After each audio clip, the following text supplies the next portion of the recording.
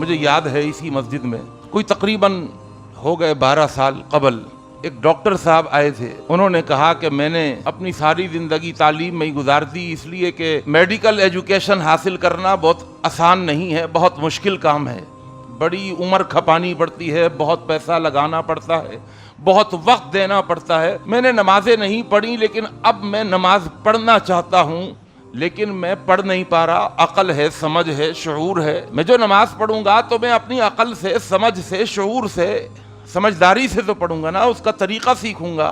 ہر کام کا ایک طریقہ ہوتا ہے، سلیقہ ہوتا ہے. میری نماز میں تو بہت عجیب مسائل پیدا ہونے لگے. ابھی شروع نہیں کری نماز پڑھنی لیکن میں پریشان ہوں آپ کے اختلافات کی وجہ سے، آپ کے جھگڑوں کی وجہ سے. نماز کی ابتدا ہی مشکل ہو گئی میرے لیے. میں نے کہا بھائی وہ کیسے، کیا مسئلہ ہے؟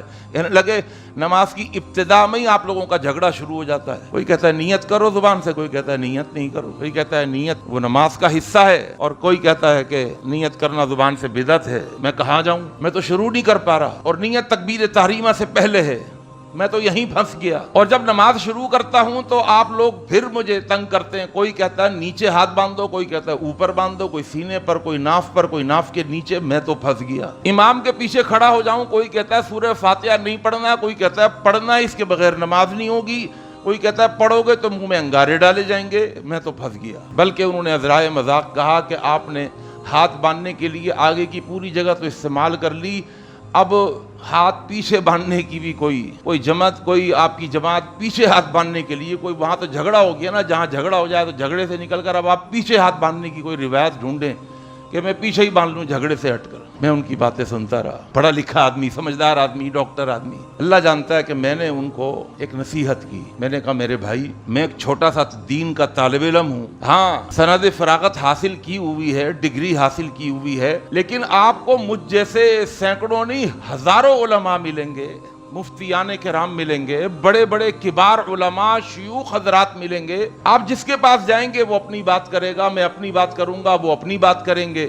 ایک مشورہ ہے، ایک نصیحت ہے. آپ کے پاس پیسے ہیں؟ کہنے لگے مولوی صاحب بہت پیسے ہیں. میں یہ سمجھ رہا تھا کہ شاید وہ یہ سمجھنے لگیں کہ کچھ پیسے پہلے دے دو. میں نے کہا آپ ان پیسوں سے ایک کام کریں، ایک تو ترجمے والا قرآن خرید لیجئے، اور ایک آپ ایسا کریں کہ صحائح ستہ حدیث کی جو 6 صحیح کتابیں ہیں، مستند کتابیں ہیں، ان میں سے جو ٹاپ کی کتاب ہے بخاری، جو ہر مدرسے میں پڑھائی جاتی ہے، ہر جامعہ میں پڑھائی جاتی ہے، ہر مسلک و مشرب میں پڑھائی جاتی ہے، جسے پڑھے بغیر کوئی فارغ التحصیل نہیں ہوتا، جسے سند نہیں مل سکتی، جس کے بغیر، اور اس کو پڑھائے بغیر کوئی بھی شیخ الحدیث نہیں بن سکتا. آپ وہ بخاری شریف خرید لیں.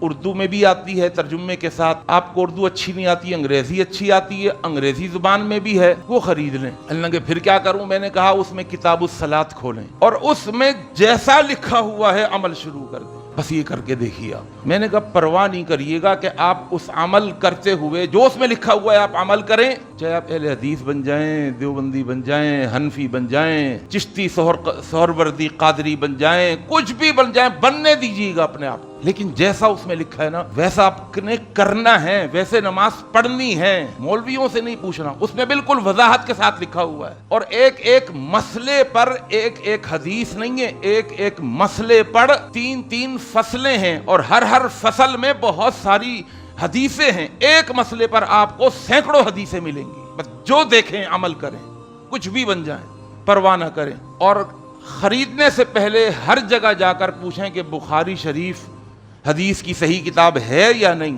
اگر وہ کہیں نہیں، اس وقت روئے زمین پر حدیث کی سب سے مستند کتاب اگر کوئی ہے تو وہ بخاری شریف ہے. اگر وہ یہ کہیں تو پھر آپ بخاری شریف خریدیں اور عمل شروع کر دیں. انہوں نے وہی کیا. تقریباً 2 مہینے کے بعد وہ میرے پاس آئے اسی مسجد میں. میں جمعہ پڑھا کے بیٹھا تو انہوں نے کہا کہ مولوی صاحب آپ نے جو نصیحت کی تھی میں نے اس پر عمل کیا. میں آج الحمدللہ اس طرح نماز پڑھ رہا ہوں جس طرح آپ لوگ نماز پڑھتے ہیں.